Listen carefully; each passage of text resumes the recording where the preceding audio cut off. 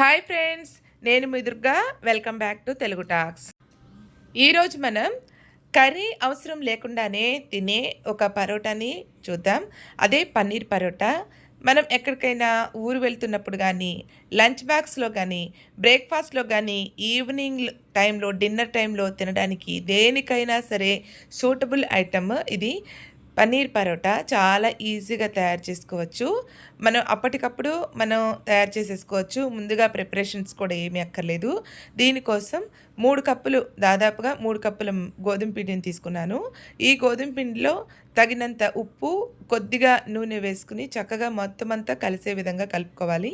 ఎప్పుడైనా చపాతీకి కానీ, పరోటాకి కానీ, లేకపోతే పూరికి కానీ పిండి కలుపుకునేటప్పుడు ఇలా ఉప్పు, నూనె వేసుకుని ముందుగానే కలిపేసుకోవడం వల్ల ఏదైనా సరే చాలా సాఫ్ట్గా వస్తాయి. అందుకని చక్కగా ముందుగా ఇలా కలిపేసుకోండి. కలిపేసుకున్న తర్వాత తగినన్ని నీళ్ళు పోసి కొంచెం సాఫ్ట్గా ఉండేలాగా చపాతీ పిండి రెడీ చేసుకోవాలి. ఇదిగోండి, ఇలా సాఫ్ట్గా ఉండేటట్టు కలుపుకొని మూత పెట్టుకుని దాదాపుగా ఒక అరగంట నానబెట్టుకుందాం. ఈలోగా మనం ప్రిపరేషన్ చేసుకుంటే ఈ పిండి నానిపోతుందండి. ఆ టైం సరిపోతుంది. మనకి ప్రిపరేషన్కి స్టఫింగ్ కావాలి కదా, దానికోసం ఈ పదార్థాలు కావాలి. 1.5 కప్పు వరకు ఉల్లిపాయలు, దానికి తగినంత సాల్ట్, కారము, గరం మసాలా మరియు చాట్ మసాలా అండి. కంపల్సరీగా చాట్ మసాలా కావాలి.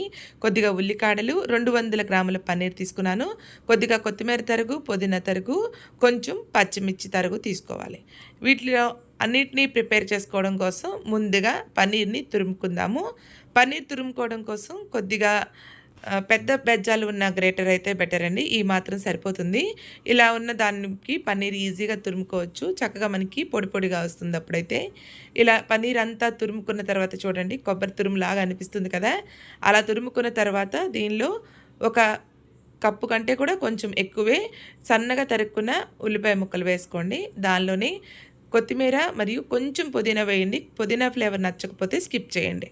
తర్వాత దానిలోనే తరిగి పెట్టుకున్న ఉల్లికాడలు, తగినంత ఉప్పు, సాల్ట్ కూడా మరీ ఎక్కువ పట్టదండి, ఎందుకంటే పిండిలోకి వేసేసాము. స్టఫింగ్లోకి మాత్రమే ఇక్కడ సాల్ట్ వేస్తున్నాము.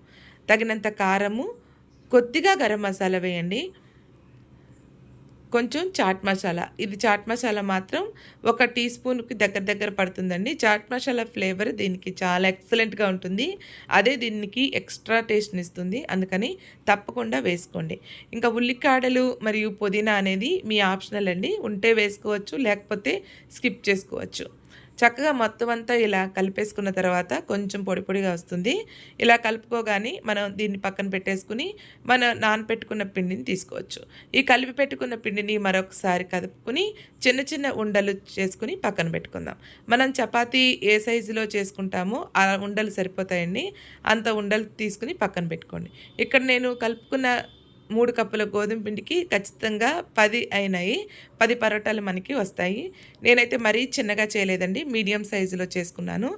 ఇలా ఒక్కొక్క ముద్దని తీసుకుని చేతికి కొద్దిగా నూనె రాసుకుని ఇలా లోపల స్టఫింగ్ పెట్టడానికి వీలుగా కొంచెం ఒత్తుకోవాలి.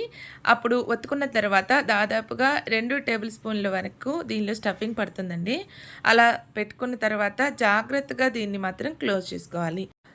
ఇందులో సైడ్ కర్రీ కూడా ఏమీ అక్కర్లేదు కాబట్టి మనం ట్రావెలింగ్లో కానీ, లంచ్ బాక్స్లో కానీ చాలా ఈజీగా క్యారీ చేయడానికి వీలుగా ఉంటుంది. అందుకే ఆ టైంలోకి ఇది చేసుకుంటే మనకి టేస్ట్గానే ఉంటుంది. మనకి క్యారీ చేయడానికి కూడా ఈజీగా ఉంటుంది. ఇలా అన్నీ చేసి పెట్టుకున్న తర్వాత చక్కగా పరోటాలాగా ఒత్తుకుని కాల్ చేసుకుందాం. రెసిపీ నచ్చినట్లయితే మరియు మా ఛానల్ని ఫస్ట్ టైం చూస్తున్నట్లయితే ప్లీజ్ సబ్స్క్రైబ్ చేసుకోండి. పక్కనున్న బెల్ ఐకాన్ క్లిక్ చేసి ఆల్ అని క్లిక్ చేయండి. మా వీడియోస్ ఎప్పుడు అప్లోడ్ చేసినా మీకు నోటిఫికేషన్స్ వస్తాయి. అదేవిధంగా మీ ఫ్రెండ్స్కి, ఫ్యామిలీ మెంబర్స్కి తప్పకుండా షేర్ చేయండి. ఈ విధంగా చక్కగా కొంచెం పొడిపిండి వేసుకుని ఒక్కొక్క ముద్దని తీసుకుని పరోటాలాగా ఒత్తుకోవాలి. పైన నెమ్మదిగా ఒత్తుకోండి, లేకపోతే పగిలినట్టు అవుతుంది. ఎందుకంటే చాలా స్మూత్గా ఉన్నాయి కాబట్టి కొద్దిగా మందంగానే ఉంచుకోవాలి. ఈ మాత్రం మందం ఉంటే సరిపోతుంది. ఇప్పుడు మనం పెనం వేడి అయింది కదా, ఈ పెనం వేడెక్కింది తర్వాత కొంచెం బటర్ వేసుకుని దాని మీద పరోటా వేసుకోవచ్చు.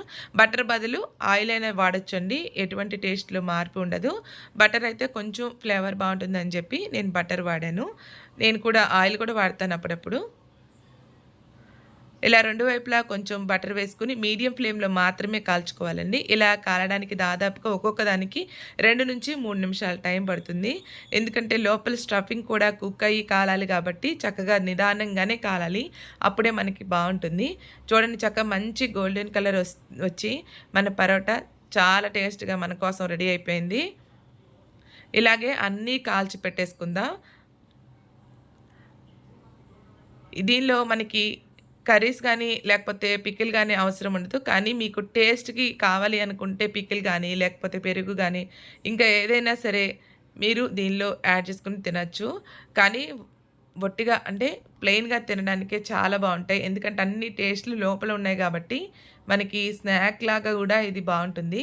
ఇదిగోండి చూడండి చాలా స్మూత్‌గా మన పరోటా రెడీ అయిపోయింది కదా! లోపల స్టఫింగ్ కూడా చక్కగా కుక్ అయింది. కొంచెం ఆనియన్ నంచుకొని తింటే దీని ఫ్లేవర్ బావుంటుందండి. ఒక్కసారి ఈ రెసిపీని తప్పకుండా ప్రిపేర్ చేసి చూడండి. సబ్స్క్రైబ్ చేయడం మాత్రం మర్చిపోవద్దు. Thanks for watching.